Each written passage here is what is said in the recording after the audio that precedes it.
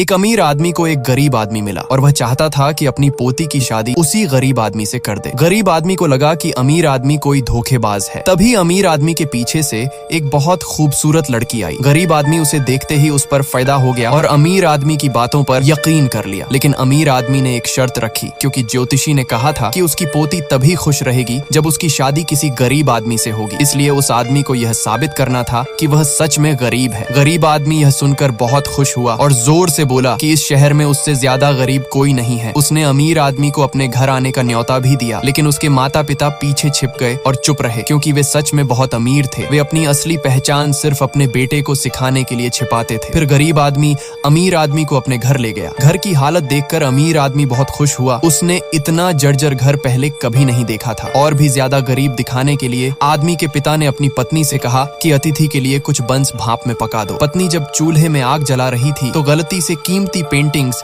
आग की लकड़ियों के पास गिर गईं। अमीर आदमी ने जैसे ही उन्हें देखा, वह समझ गया कि ये $3 मिलियन की एंटीक पेंटिंग्स हैं। उसने जल्दी से सारी पेंटिंग्स उठा ली और हर एक महंगी थी। आदमी के पिता ने तुरंत कहा कि ये सब नकली हैं और रोजमर्रा में बस चूल्हा जलाने के लिए इस्तेमाल होती हैं। पकड़े जाने से बचने के लिए उसने जल्दी ही सारी पेंटिंग्स जला दी। तभी अमीर आदमी को एक अजीब सी गंध आई, जो जमीन पर पड़े मुर्गियों के दाने से आ रही थी। पोती ने दाने उठाकर उन्हें सूंघा और पता चला कि यह दाना असल में $2 मिलियन प्रति ग्राम वाला कैवियार था। आदमी के पिता डर गए और तुरंत दाना छीनकर बोले कि ये तो बस काला तिल है, जो लंबे समय से पड़ा होने की वजह से अजीब गंध दे रहा है। पोती को भी लगा कि शायद वह जरूरत से ज्यादा सोच रही थी। फिर उसने हाथ धोने के लिए नल खोला, लेकिन पानी की जगह वाइन निकलने लगी। उसने उसे सूंघा तो पता चला कि यह 200 साल पुरानी शराब है। इससे पहले कि माता पिता कुछ समझाते, अमीर आदमी ने घर की दीवारों में कुछ अजीब देखा। ध्यान से देखने पर पता चला कि हर ईंट असल में सोने की है। यह देखकर अब बेटा भी अपने माता पिता पर शक करने लगा और माता पिता के पास अब कोई बहाना नहीं बचा था।